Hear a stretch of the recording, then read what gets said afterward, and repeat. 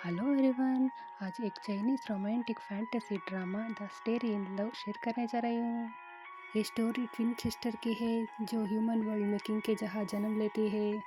बड़ी सिस्टर का नाम चिन कोई है, बहुत kind and gentle and loving है। और छोटी प्रिंसेस शैतान कनिंग एंड बहुत इंटेलिजेंट है। ये हर वक्त हर लोगों को बुली करती रहती है। दोनों बहनों का नेचर चारों रलम में पहुंचाती है। चैन कोई के नेचर के हिसाब से उसकी एंगेजमेंट हेवनली किंग यकान से हो जाती है। और यतान जो डेमन किंग की नेचर है, इसका एंगेजमेंट डेमन की जगह हो जाती है। मगर उसके शादी वर्ल्ड की किस प्रिंस से होगी ये अभी तक डिसाइड नहीं हुआ था। शादी वाला दिन सारे अरेंजमेंट चेंज होता है, दुल्हन बदल जाते हैं, गलत लड़कों से साथ उन दोनों का शादी हो जाते हैं। ड्रामा का स्टार्टिंग में हमें बताया जाता है वर्ल्ड का ओरिजिन टाइम में जब 4 रिलम जन्म लेते हैं, उसमें कुछ लोग प्योर थे, कुछ लोग अनप्योर थे। कोई ऐस डोंगी को बर्बाद करना चाहता था, मगर हेवनली रिलिम का इमोरियल खुद के सैक्रिफाइस करके और ऐस के गोसाई में सील कर जाता है। और ये बात कोई नहीं जानता था। डोंग्यू, वो जो एक स्केरी ट्री था, वो अपना रूट खुद ऐस से नष्ट कर जाता था। उसका रिजल्ट ये निकला था, जो उसमें ब्लूम करता था उस पर ट्विन फ्लावर निकलते थे। इस पर प्योरिटी और इम्प्योरिटी दोनों को क्वालिटीज थी। और गोसाई को खोलने की और सील करने का काम ओनली प्योर्स यानी इमोरियल करते थे। मगर इस ट्री पर लगी फ्लावर के कारण गोसाई के पीस इमोरियल और डिमोन के पास चली जाती है। इसलिए दोनों रिलम में जिद चढ़ जाते हैं। पूरी वर्ल्ड का में पीस मेंटेन करने के लिए चारों रिलम मिलकर उस ट्री को डिस्ट्रॉय कर जाते हैं। मगर उसका स्पिरिचुअल एसेस नहीं मरता।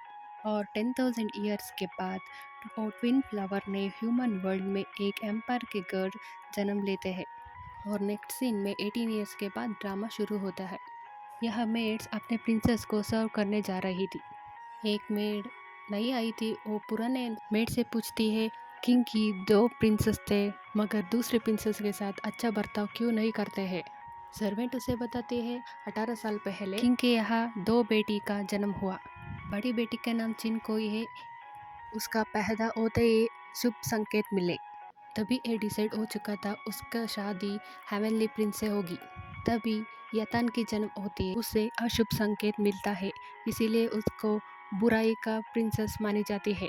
और उसके बाद क्वीन मर गई, और उसके बाद उसे पालने वाली नर्स भी मर गई। और इसीलिए मेजिस्ट्री ने किसी के साथ नहीं रहने देता, इसीलिए उसको सोलन हॉल में अकेला रखा हुआ था। फिर हम प्रिंसेस एतान को देखते हैं। याद कर रही थी चाइल्डहुड में उसके साथ सब बुली करते थे। एक एक करके वो सबको याद करती थी। वो 18 साल तक उसने ये सब सफ़र किया था। सबने उसे ये बोलते थे यही तेरा फेट है, इसे तुम्हें एक्सेप्ट करना चाहिए। मगर मैं इसको एक्सेप्ट नहीं करती हूँ, और मैं सबको प्रूव करूँगी मैं गिव अप करने वाली नहीं हूँ। दूसरी तरह उसके ट्विन चिनकोई को मेट्स रेडी करना जा रहे थे। एतान के पास कोई मेड नहीं थी, इसीलिए वो खुद रेडी हो रही थी और वो सारा काम खुद करती थी। चिनकोई खुद को कहती है ह्यूमंस और इमोर्टल्स दोनों रेस्पेक्ट डिजर्व करते हैं, और मैं उसको रेस्पेक्ट देती हूँ। ने उसके रूम में बहुत सारी पोर्ट्रेट को लगा रखी थी। ये कोई डेविल्स नहीं थे, बल्कि वो उसके फादर और वो गॉड्स थे। बचपन से उसे टॉर्चर कर रहे थे। पोर्ट्रेट में उसको डेविल के रूप में देखकर उसका गुस्सा निकाल रही थी। फिर वो बाहर निकलना चाहती थी, पर उनके गार्ड्स ने एम्परर ने ऑर्डर दिया है जब तक आपको बुलाना ना जाए आप बाहर नहीं आ सकते। और फिर से उसे अंदर लॉक करते हैं। और यहाँ यातान ने कहती है 18 साल से मुझे यहाँ कैद करके रखा है। फिर कहती है 2 दिन के बाद मेरी और मेरी सिस्टर की शादी होगी, मगर उसके पहले मुझे इन सब से बदला लेना है। दूसरी तरह चिनकोई कहती है मुझे 2 दिन के बाद हम दोनों को बहनों का शादी, उससे पहले मुझे फादर से मिलना है। फिर हम यतान के रूम में रहने वाला अब सब पोर्ट्रेट को देखते हैं।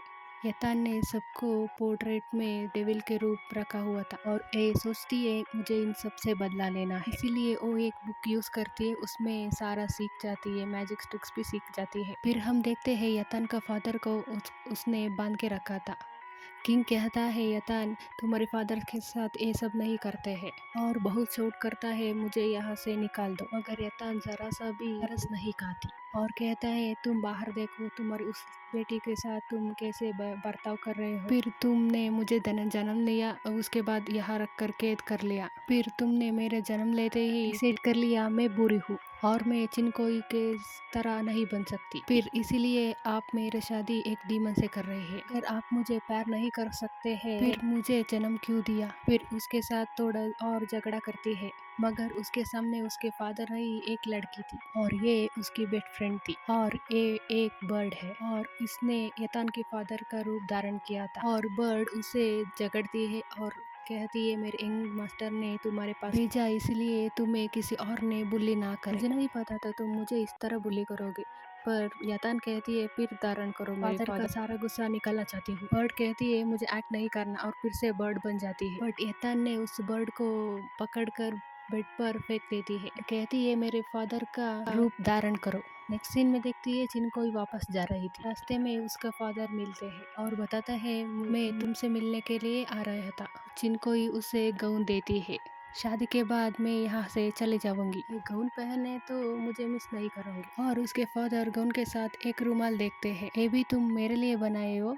चिनकोई कहती है यतान की भी शादी होने जा रही है और ये रुमाल मैं यतान के लिए बनाई हूँ और मैं आपके मिलने के बाद यतान से मिलने जा रही हूँ और आप भी मेरे साथ चलेंगे तो उसे अच्छा लगेगा। चिनकोई काइंड हार्टेड थी और लवेबल थी, इसीलिए वो चाहती थी पापा और बेटी के बीच सब कुछ ठीक हो जाए और फादर से कहती है आप भी मेरे साथ चले।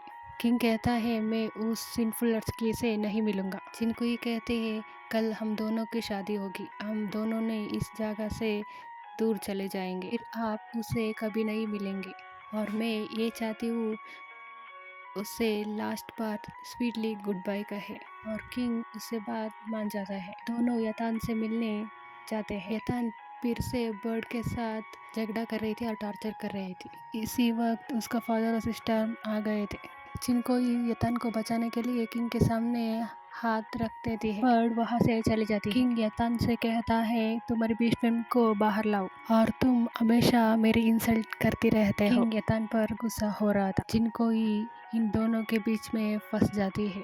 किंग गुस्सा होकर यतान पर हाथ उठा लेता है, मगर चिनकोई उसे रोकती है। इसी बीच चिनकोई को टेबल पर लग जाती है। किंग यतान को नहीं देखता, चिनकोई को ही देखता है। यतान उसको देखकर सो जाती है और नफरत ज्यादा हो जाती है। किंग उस पर चिल्लाता है और कहता है तुम्हारी शादी हो जाएगी तो चली जाना, फिर से कभी नहीं आना। जब तक तुम मेरे पैलेस हो किसी को हर्ट नहीं कर सकती। गार्ड्स को बुलाकर उसे जेल भेज देते हैं। चिनकोई कहती है 2 दिन बाद उसका शादी है, ऐसा ना करे।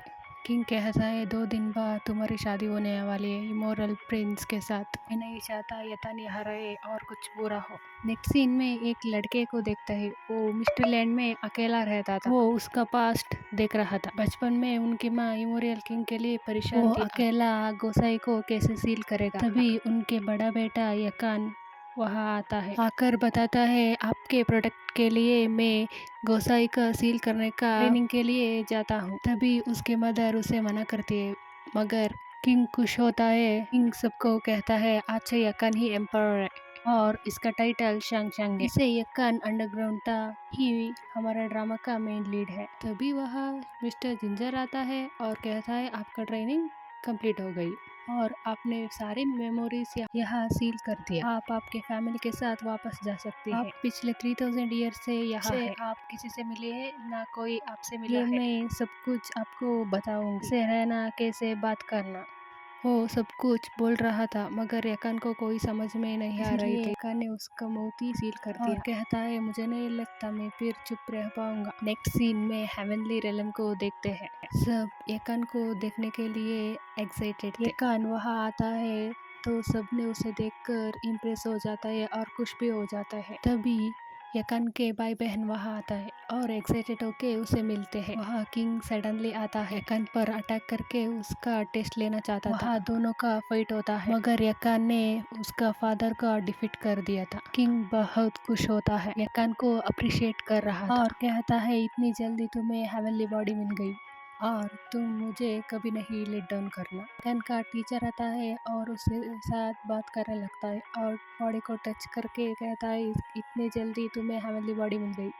यकान उसे कहता है मैं 1200 ईयर से प्रैक्टिस कर रहा हूँ और इतने टाइम प्रैक्टिस करने के लिए हेवनली बॉडी मिल जाती है। मुझे नहीं लगता ये कमाल की बात है। उनका जूनियर कहता है मेरा मास्टर 3000 ईयर से प्रैक्टिस कर रहे हैं पर उन्हें हेवनली बॉडी नहीं मिली है। तभी यकान की सिस्टर ने उससे बात करके उसे हक कर लेती। यकान को ये सब अच्छा नहीं लगता। यकान 3000 ईयर से अकेला था और उसे कोई टच नहीं किया था, इसीलिए दूर रहने के लिए कहता है। छोटा ब्रदर भी प्यार से बात कर रहा था। किंग वहाँ आकर यकान को बताता है जिनकुई ने 18 साल पहले ह्यूमन वर्ल्ड में जन्म लिया था वो ब्लेस्ड गर्ल है और ह्यूमन के साथ फ्रेंडशिप के लिए हमने तुम्हारी शादी उसके साथ फिक्स कर ली है। तुम्हें परसों ह्यूमन वर्ल्ड जाना है और वहाँ से चिनकोई को शादी करके यहाँ लाना है। यकान ने मना कर दिया था और कहता है मैं इतने साल अंडरग्राउंड प्रैक्टिस कर रहा था गोसाई को सील करने के लिए। किसी दिन मेरी जान भी देने पड़ेंगे तो मैं इस वर्ल्ड के लिए जान भी दे दूंगा और इसके बाद प्रिंसेस चिनकोई विधवा हो जाएगी। मैं ये शादी नहीं कर सकता। किंग कहता है तुम क्राउन प्रिंस हो, ह्यूमन वर्ल्ड का फ्रेंडशिप के लिए तुम शादी करने ही पड़ेंगे। ये मेरा फाइनल डिसीजन है। और ह्यूमन वर्ल्ड में चिनकोई के शादी के लिए फायरवर्क हो रहे थे।